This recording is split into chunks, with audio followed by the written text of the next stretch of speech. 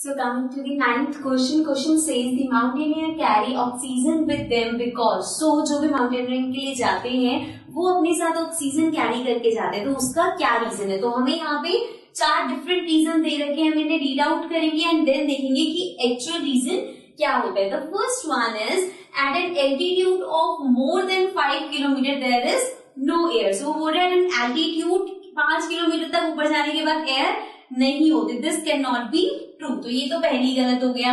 Next, the amount of air available to a person is less than that available on the ground. Now this one is correct because जो हमें जब हम ऊपर height पे जाते हैं तब जितना अमाउंट ऑफ एयर होता है वो कम होता है as compared to the amount of air at the ground. So this one is correct. Next और रीड करते हैं, the temperature of air is higher than that on the ground.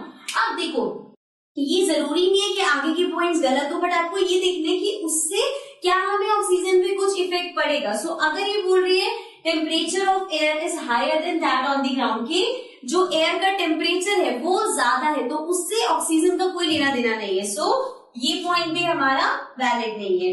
Last है the pressure of air is higher than that on the ground. Again pressure है air का, जिसका मतलब ये नहीं कि ऑक्सीजन नहीं होगा, सो ये पॉइंट भी करेक्ट नहीं है। So this means the B point is correct, जिसका रीजन क्या है कि जो आपके पास जब आप हाइट पे जाते हो वहां पे जो अमाउंट ऑफ एयर है वो कम होता है as compared to the amount of air on the ground.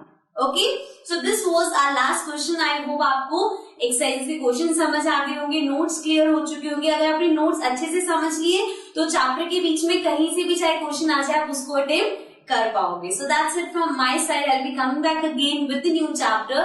Till then, do subscribe our channel. Bye bye.